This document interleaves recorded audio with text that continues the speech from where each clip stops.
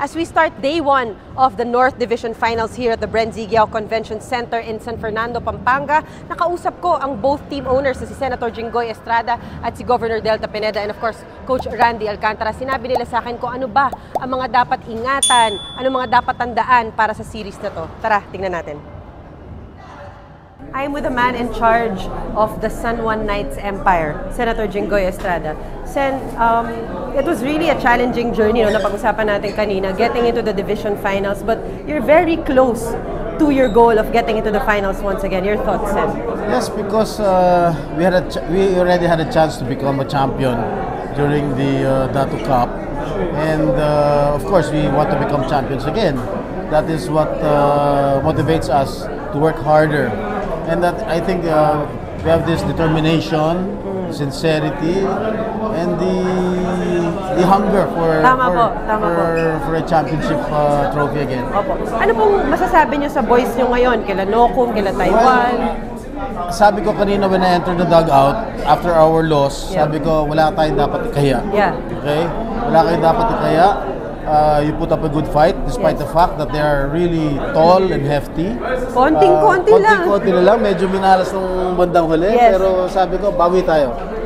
Sen, last na po, ano pong gusto niyo sabihin sa lahat ng basketball aspirants sa San Juan na one day gusto makasali sa team na to? Well, open naman kami sa mag-tryouts lang dito sa San Juan Knights. Basta tiga San Juan. Actually, kahit hindi naman tiga San Juan, basta meron potential, bata, pwede naman natin gawing player dito sa San Juan Knights. Maraming salamat po. Once again, Senator Jinggoy Estrada. Thank you. I am with the long-time coach of the San Juan Knights, Coach Randy Alcantara. Coach, naging very challenging yung journey niyo coming into the division finals of the North. Nakalaban niyo ang Makati, ang Nueva Ecija, malalakas. Pero ngayon nandito kayo, konti na lang dun sa goal niyo to get into the national finals once again. Your thoughts? I mean, etong game na to kanina, talagang you just fell short no? Pero talagang it was there, the heart was there. Your thoughts po, Coach? Obviously, ang lalaki niya. Kami sa rebound, offensive rebound. Pero nakita naman natin, hindi sumuko at nagpakita pa rin ng brave heart, Knight's heart. Yun. Lahat ng klaseng heart. Lahat ng heart. So, lang. The coaching staff, the management, and so of course, we're very proud of our boys, our Coach, players. sa nakita nyo sa larong ito, ano sa tingin nyo yung isang bagay na importanteng kailangan nila matandaan getting into the second game? Lalo na sa home court nyo, kailangan magpakitang gilas sa lahat ng San Juaneños. Siyempre, doon pa rin sa department ng rebounding, box out, saka yung hustle. Konti pa yung depensa namin. Siguro, baka sakali, makuha namin yung game 2. Coach, last na, how proud are you of the boys? Yung pinagdaanan nila, yung mga nakalaban nilang malalaki, puro ang lalaki nga ng mga kalaban nyo Gaano kayo ka-proud sa kanila, Coach? Very proud na talaga.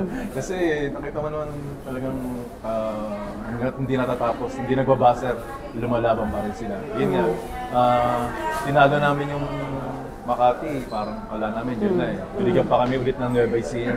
So makarating kami rito.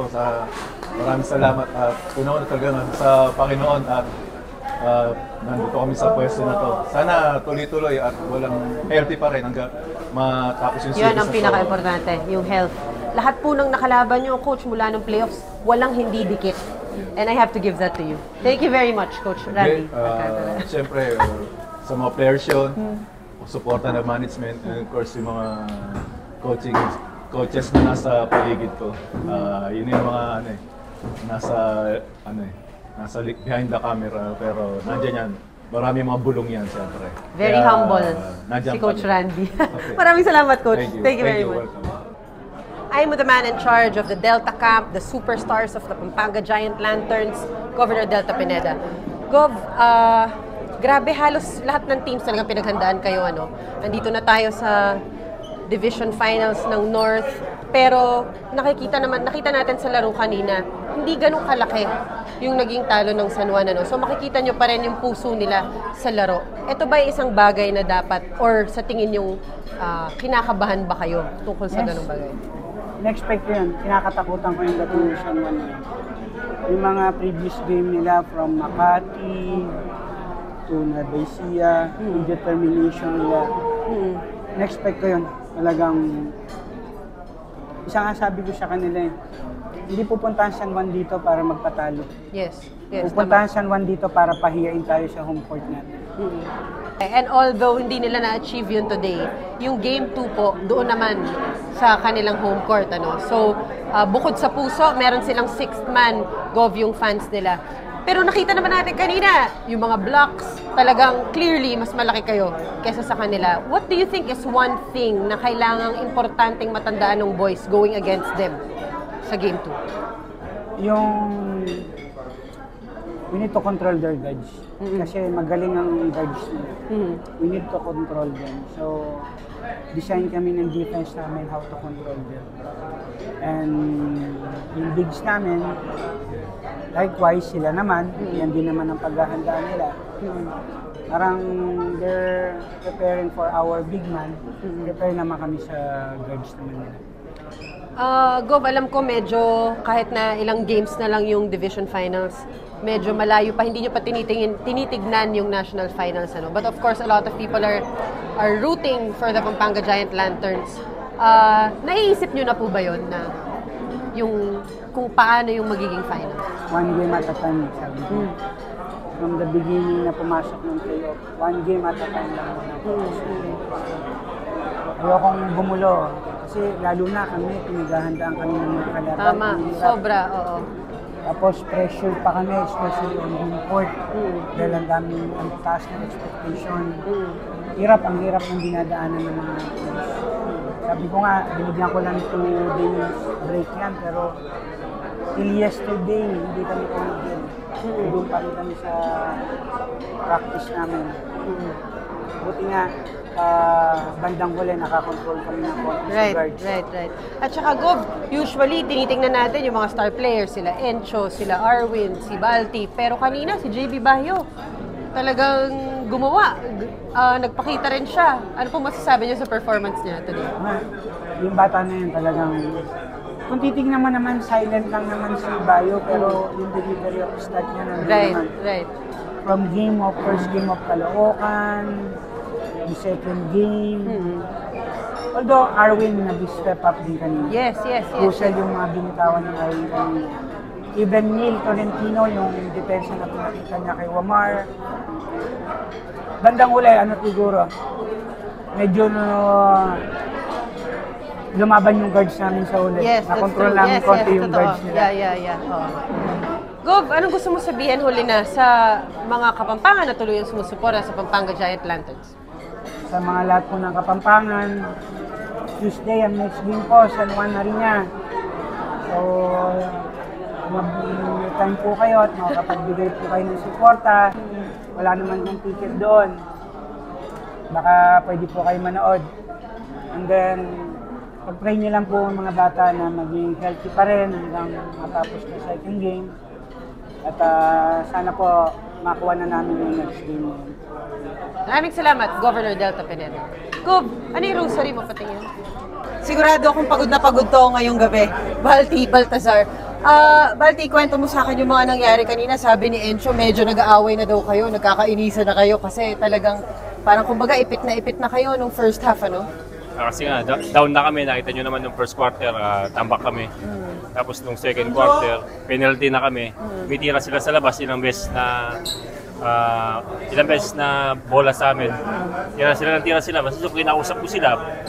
Hindi nyo atakayin kasi penalty nga. May chance pa kami makakuha ng foul. So yun, kami nagano. Naging down kayo hanggang 19 points, ano? Aaminin ko akala ko babalik pa tayo sa Pampanga. Ikaw ba nagkaroon ka kahit konting doubt na hindi nyo to makukuha ngayong araw? Parang ang hirap kasi. Kasi nung una, talagang tambak kami. Pero hindi pa rin kayo bumitaw. Gano'n pa rin. Ginawa pa rin namin yung mga game plan namin. Sunod pa rin kami sa mga system ng coaches namin. Kaya yun, nahabol namin. Dubikit. Balti, alam kong marami ka ng pinagdaan ng championships. Pero gaano kalapit to sa puso mo kung sakaling kayo ang mag-champion dito sa FPBA? Sobrang saya kasi mga Kapampangan eh. Mga kapwa ako Kapampangan yung mga mabibigyan ko ng isang trophy. Balti, paano ka magpapahinga ngayon? Meron daw kayong 2 araw. Ano mga gagawin mo? Siguro pahinga muna ako siguro and then therapy yung mga naman nararamdaman. Maraming salamat, Balti Baltazar.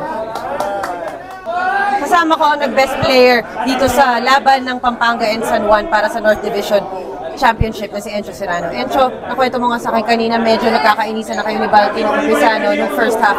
Down kayo by 19. Noong mga panahong yun, anong nasa isip mo? Siyempre, inisip ko lang na iba yung pagod ni Balti sa pagod ko. Kukuha siya na rebound, kailangan siya sa amin. So, inintindi ko lang na maayos and pinaliwanag ko sa kanya na magtiwala kami sa isa't isa. So yun, sabi niya sa akin, sige, bawi na tayo, sabi ganun. So parang ako, parang na-overwhelm ako na tinanggap niya kung ano yung sinabi ko na magtulungan kami. And yun, sa ginawa namin, na-overcome ko yung laro ko na sobrang sama nung first half na nagawa ko pa yung best ko sa second half. Sa tagal niyo rin magkasama ni Balti, medyo alam niyo na yung isa't isa, no? Oo, sobrang tagal na yung kasama kasi alam ko naman din na ganun talaga siya mag-react. So, every time na may sinabihin si Balti na sa mga teammates ko na huwag kayong pusong mamon pag salita si Balti kasi natural lang sa kanya kasi iba yung pagod niya sa ating lahat. Sabi At saka minsan lang siya magsalita. Oo, yun. Kaya, Encho, yung pagka nagkakamali ka sa court, paano ka ba ma-frustrate? Paano ma-frustrate ang isang Encho Serrano? yun, every time na sinisisi ko yung sarili ko, napo-frustrate ako. So, syempre hindi naman kailangan yun. So, lahat ng teammates ko, sinasabihan ako na kailangan ka namin dito, hindi pwede yan. So, yun, at least na nagagawa naman. Ano na lang ang gusto mo sabihin sa mga Kapampangan na mag-aantay sa inyo sa National Finals?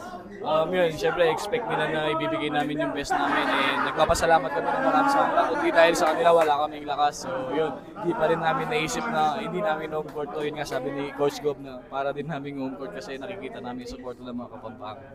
Maraming salamat, Encho Serrano. Thank you. Thank you.